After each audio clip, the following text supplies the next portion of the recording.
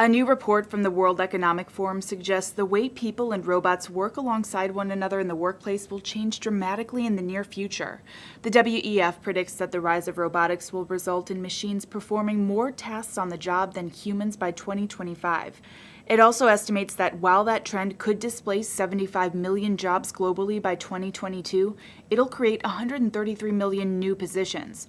Researchers working on the Future of Jobs 2018 report surveyed executives from different industries around the world, aiming to get a look at how new technologies like artificial intelligence will affect the global labor force. They expect that some routine-based, human-held positions will become non-essential in the future, like data entry or payroll clerks. Roles that rely on human skills, like sales, marketing, and scientific-based positions, will likely see an increase in demand.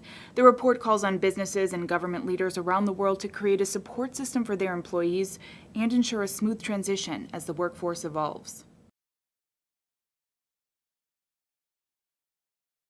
It is one of Hollywood's biggest nights of the year, and stars at last night's Emmy Awards wasted no time, of course, getting political, taking aim this time at Christians and, of course, at the Republicans and at the president. Listen.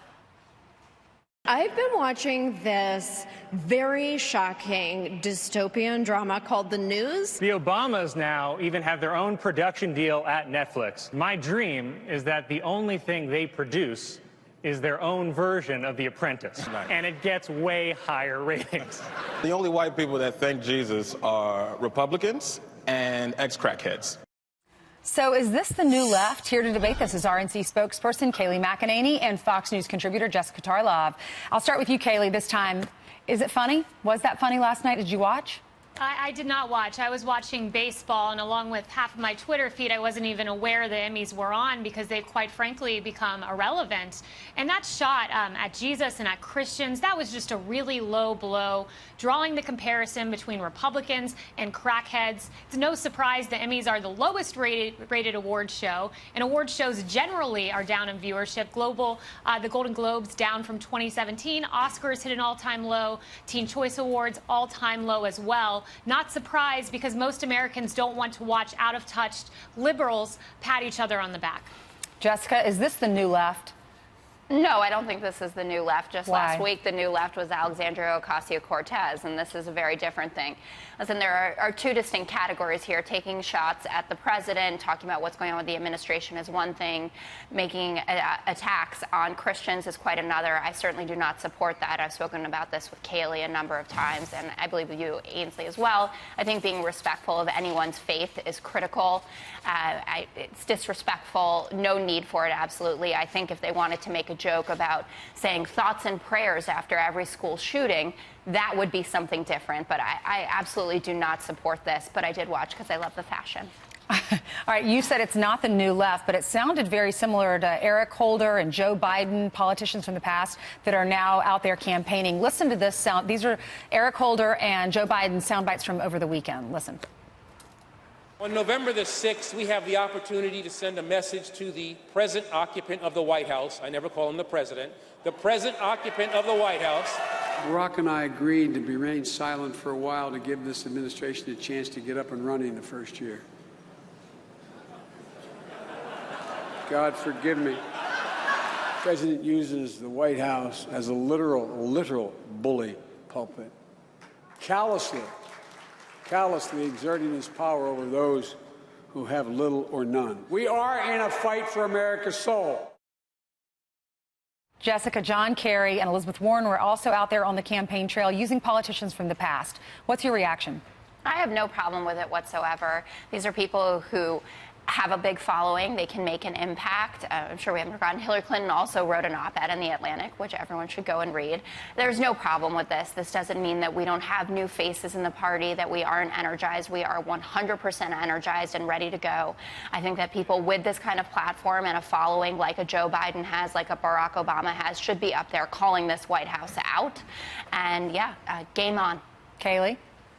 This last election was a change election. People wanted a definitive turn away from the Obama administration, so these old faces aren't going to help the left. But it's really interesting and quite curious that both Hollywood and liberals have a very odd habit of insulting half of the country. Joe Biden went on to call Trump voters the dregs of society. Eric Holder saying we were motivated by fear. Obama called us all sorts of different labels 2 weeks ago, hateful, divisive, and then Hollywood last night insulting Christians. So the left and Hollywood do have something in common, and it's insulting Trump voters.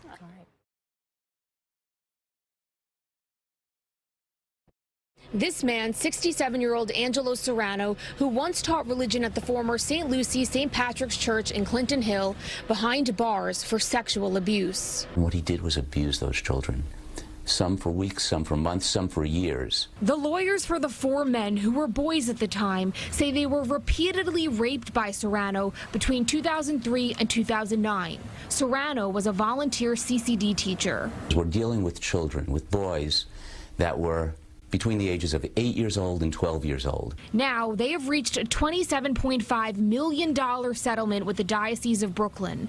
All four men will get $6.8 million each. This is one of the largest, if not the largest, settlement involving church sexual abuse in the country. The victim's attorney says church staff knew about Serrano's conduct, but failed to stop the abuse, despite training given.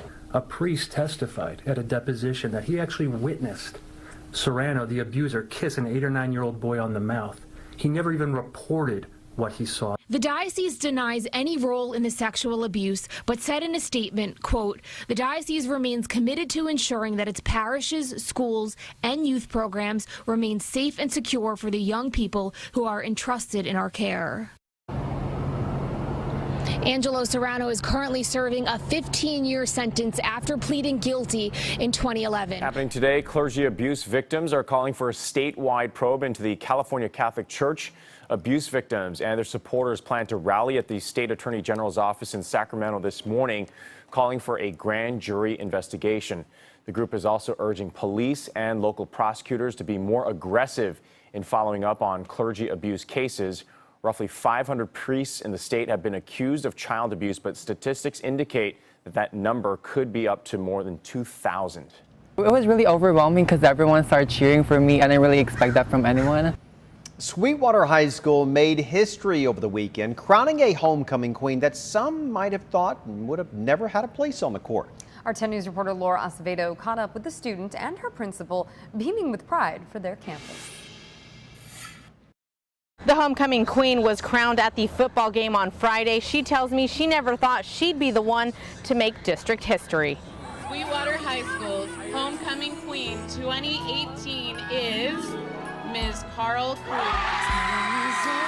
Carl Cruz never dreamed she'd be picked as her high school's homecoming queen. I was like completely shocked. But Cruz says the response has been overwhelming. Everyone started cheering for me. I didn't really expect that from anyone. Cruz was crowned queen at Friday's football game, the biggest game of the year in National City. The 18-year-old was the first transgender queen in the district. After the fireworks, I just started crying my eyes out, and I was like, oh my God, I'm Suhai's first transgender homecoming queen. The decision was a vote from the student body, something Sweetwater's principal says speaks volumes about her students. I was extremely proud. I can't say I was surprised. Every single student should be accepted for who they are. They're all wonderful human beings that are here to learn. Cruz admits that not everyone is accepting of who she is and has a message for those who disagree. Every opinion is valid, but some opinions can be really harsh. So I would just say to keep it to yourself. If you have nothing nice to say, then don't say it at all. Her hope is that the rest of the community will one day be as accepting as her classmates. This shows how times have changed and then how LGBTQ people are more accepted in this community now. In National City, Laura Acevedo, 10 News. You are a sad, strange little man. No sad, strange little men here. In fact, these two grooms are quite the opposite. You got a friend in me. Garrett Smith and Jason Bittner are getting tons of praise for dressing like Disney's Toy Story characters for their wedding. Garrett and Jason are both costume lovers. They're Disney bounders, a group of people known for subtly incorporating Disney attire into their everyday fashion. And what better day to do that than on their wedding day? Guests could show up in any costume they wanted. Hey, Ham, look, I'm Picasso. I don't get it. You uncultured swine. The couple even provided boards on Pinterest to them for inspiration. Garrett and Jason's parents went all out, too. Garrett's mom went as Ursula from The Little Mermaid. My dear, sweet child. That's what I do. It's what I live for. And his dad, of course, went as King Triton. You haven't noticed. As for Jason's parents, they chose a pirate theme. Dad showed up as Captain Jack Sparrow. My baby. And Mom as Tinkerbell. In the Toy Story movie, Woody and Buzz are known for the song You've Got a Friend in Me. For infinity and beyond. You got a friend in me. Hey, cowboy. But Garrett and Jason can say they have so much more. A former Sesame Street writer says popular characters Bert and Ernie are a loving couple.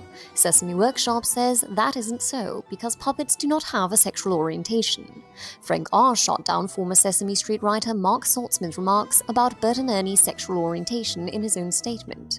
It seems Mr. Mark Saltzman was asked if Bert and Ernie are gay.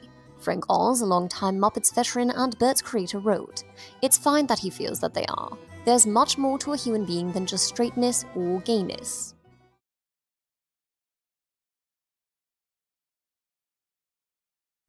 Last August was the fourth warmest on record. Sea ice cover was below average in both polar regions. Northern Europe, Australia and Southern Africa were particularly dry. Heavy floods drowned huge regions in China and India. A deadly typhoon caused havoc in Japan and Korea. Hawaii was struck by a tropical storm. Southern Europe soaked under a much wetter than average August. In Italy, 11 hikers died after a flash flood in a creek. Meanwhile, extreme heat and severe drought in spring and summer in Northern Europe plunged farmers into despair as harvests dwindled and cattle lacked fodder.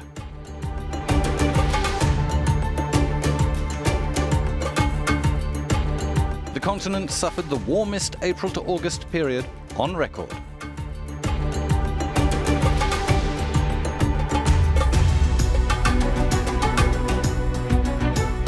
August being the third month this year with exceptionally high temperatures.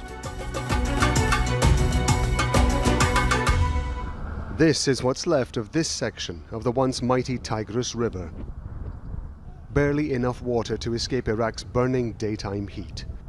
The Tigris and the Euphrates rivers were the main water supplies for these once lush rice fields.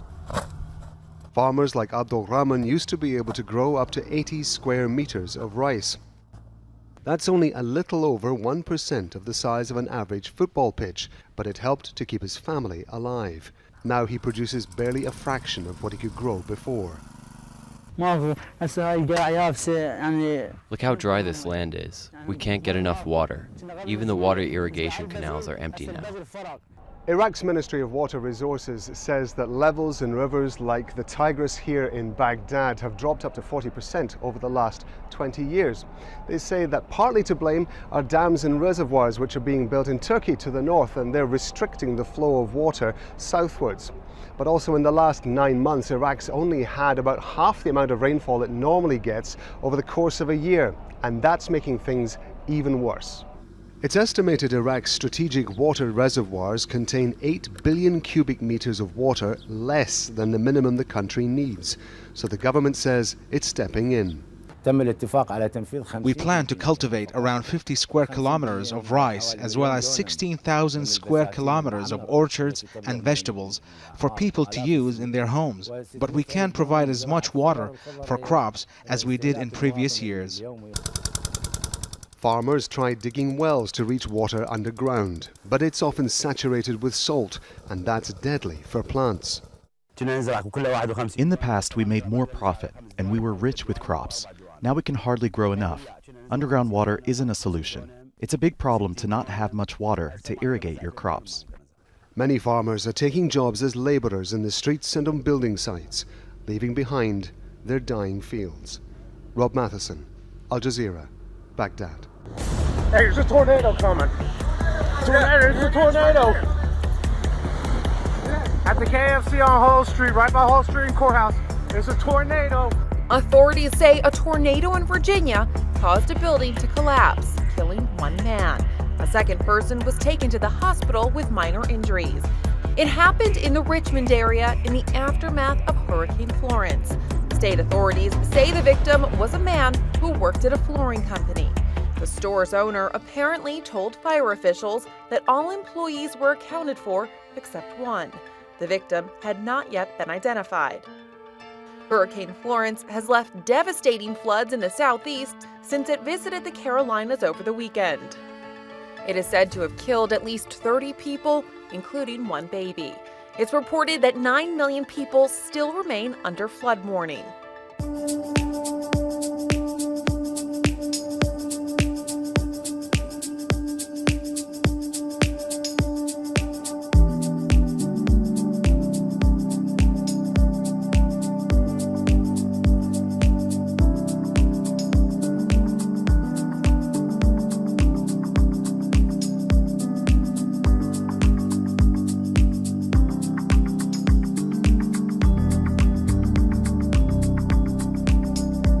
Say the death toll has risen now to 65 after the storm hit with the strength of a Category 5 hurricane. Many of the people unaccounted for are gold miners and their families. Government officials say they sought shelter in a former bunkhouse, and that ended up being buried in mud. Many of those folks refused to evacuate. They decided to stay because they said that for how many years, it's been a long time, how many typhoons came, we were not affected. So we could not force them to move out of their places. The typhoon ravaged southern China as well, killing at least 4 people there. More than 3 million people have been moved to safety. Torrential downpours caused flash flooding in Hoboken. This video from one of the city's side streets, live pictures. Several inches of water on the road, running onto the sidewalks as well, made the intersection look like something of a lake. Similar scene along 48th Avenue in Long Island City, Queens. Flooded streets during afternoon downpours. Looked like one woman here got caught while walking her dog during the storm.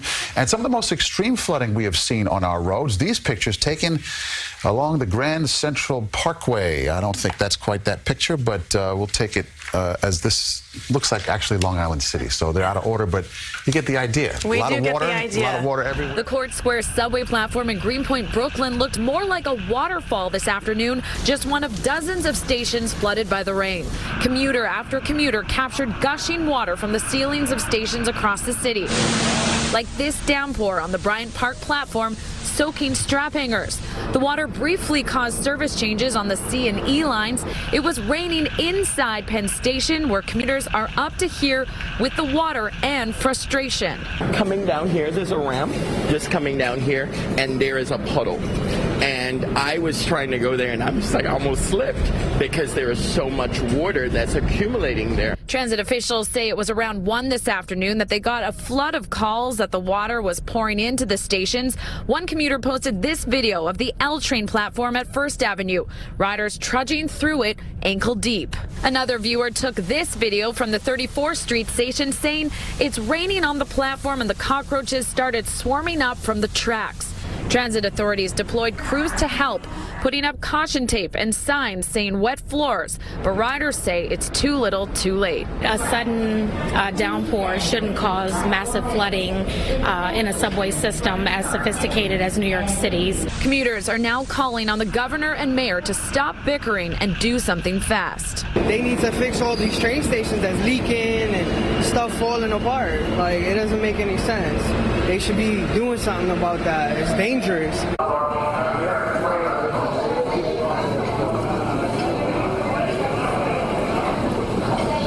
Now, we reached out to the MTA, who tell us the flooding was not due to any type of defects at the station. They say the heavy rain overwhelmed the sewage system. Some of that water came pouring down the stairs as well as the air vents. But many of the commuters we've been speaking with, they are blaming the outdated infrastructure.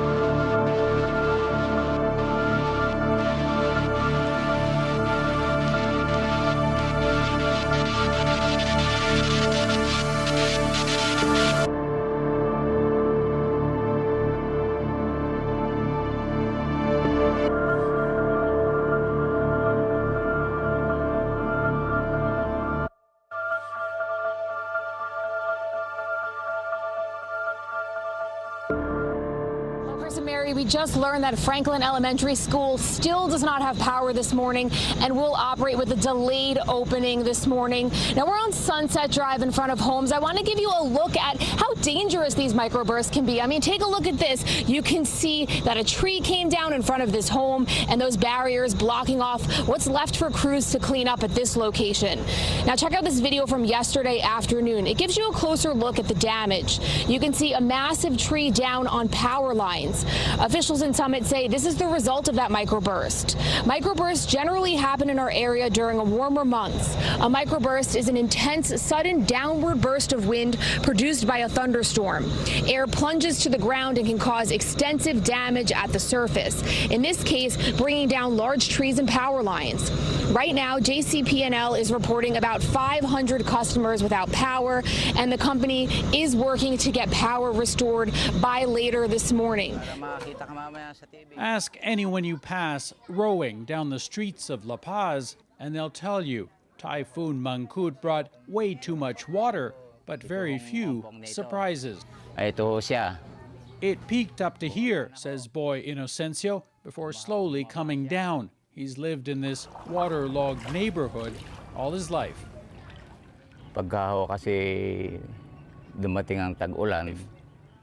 With every typhoon season, the flooding gets worse, he says, either because of the rain here or because they open the dams upstream and drown us. They say reservoir walls weren't strong enough to hold all the water brought by Typhoon Mangkhut. 3 days after the storm, they're just starting to mop up at Our Lady of Peace Church. Up to here. The water was above seat level on the pews until yesterday. When there's a disaster, people are supposed to run to a church for comfort, says Church Secretary Eduardo Marquez. Here, they all run away because it's not safe. Indeed, this is the La Paz town square, and it's been getting wetter and wetter with every passing typhoon, and many of them do pass through here every single year. In La Paz, Mangkhut is an inconvenience. In the rest of the region, it's become a real emergency. In the far north of the Philippines, raging waters swept away trees and roads, and a new video has emerged of a man in the middle of it all. He was later rescued, but high water elsewhere left several others dead. Flooding was also widespread in Hong Kong and across southern China, where 2.5 million people who were moved further inland for safety are starting to return. But what they'll find is their cities overwhelmed by the king of storms, as this was called. It's the kind of inundation people in La Paz are getting ready for, as the water keeps rising with every typhoon. The Huffington Post reports that a terrifying moment for Canadian firefighters was caught on video when a 200-foot-tall fire tornado literally sucked a hose into the sky and then melted it before their eyes. In the clip, firefighters can be heard saying that a fire tornado destroyed our line. The Instagram user who posted the clip said the fire tornado threw burning logs across our guard for 45 minutes and pulled our hose 100+ feet in the air before melting it. The incident took place on August 19th near Vanderhoof, British Columbia. Fire tornadoes are caused by a dangerous mix of heat and wind, which can then start to rotate like a tornado.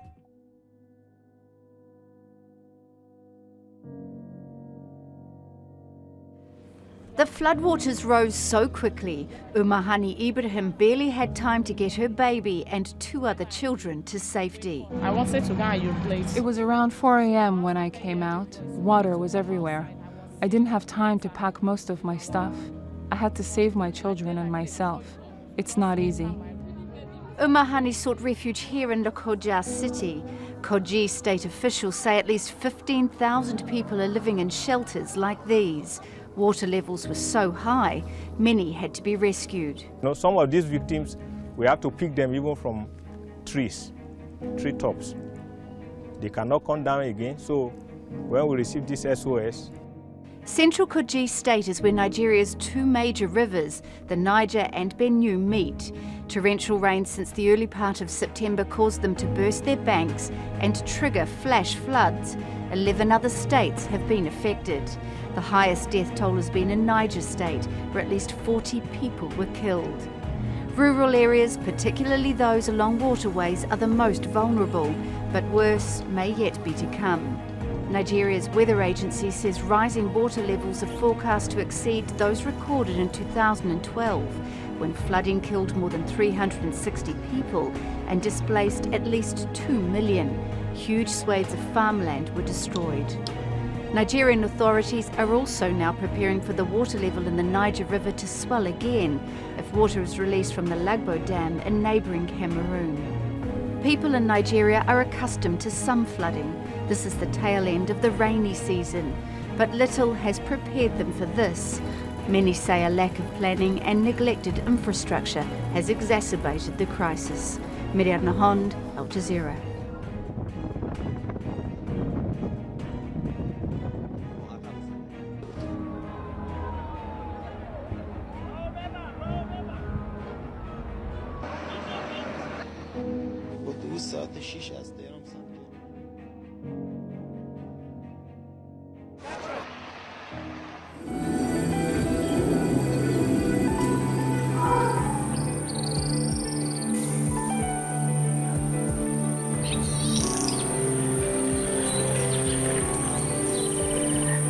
Pero llovió más.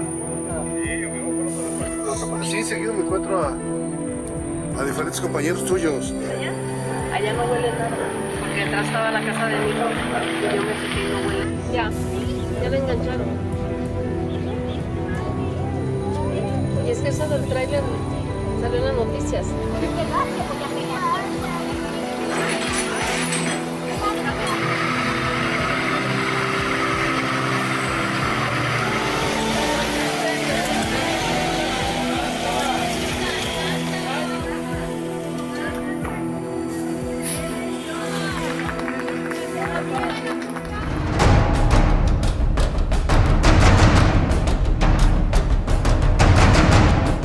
Idlib was the last rebel-held bastion, is the last rebel-held bastion in the country, and if the Syrian government took it, it would mean effectively total victory for them in the country. But still, these big questions before this offensive is definitely called off. What happens to the heavy weaponry there? What happens to the fighters? All along, President Assad has said that he is set on retaking all of Syria, and Idlib is strategically vital to them as it links major cities in the coast, meaning it is likely that Assad will want to take it back.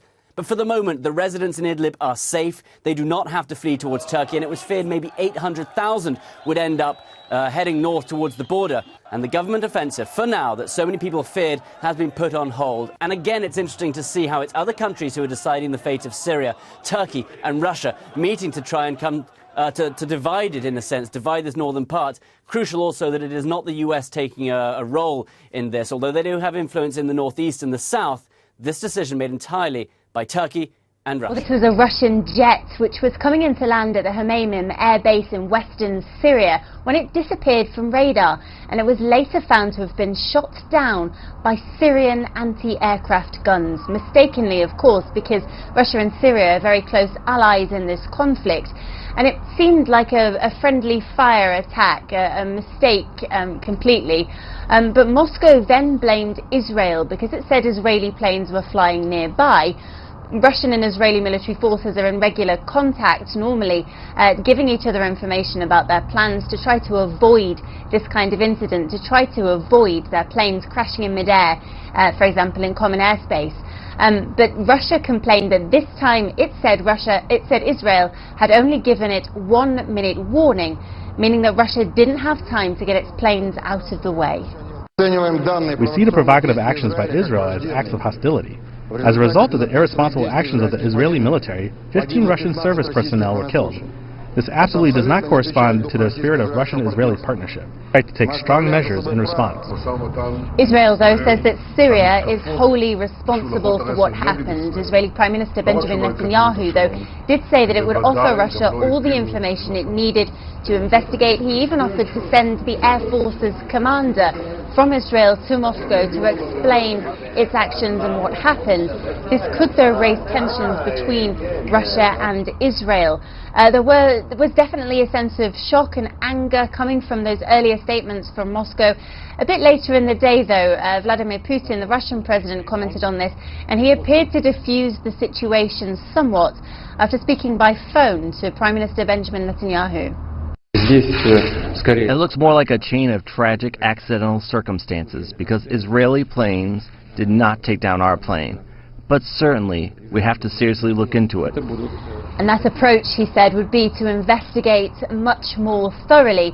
He said there would be some response, but the response that people would notice most and most immediately would be actions to make Russian personnel and other military forces and objects safer in Syria. North Korea's leader announced Wednesday he's willing to take further steps to denuclearize the Korean peninsula. Following their second day of talks in Pyongyang, Kim Jong-un and South Korean President Moon Jae-in said North Korea will permanently close its missile engine testing facility and launch pad. The country agreed to allow international experts to monitor the shutdown. The leaders also said North Korea is willing to dismantle its main nuclear complex so long as the U.S. takes corresponding measures. Following their announcement, President Donald Trump tweeted that the developments were very exciting. This is the third summit Moon and Kim have held this year, but the first in North Korea. One of South Korea's reported goals of the meeting was to advance denuclearization talks and moderate Kim's stalled negotiations with the U.S. Moon said Wednesday that the steps he and Kim agreed to mean an era of no war has started. But their talks weren't limited to North Korea's nuclear arsenal.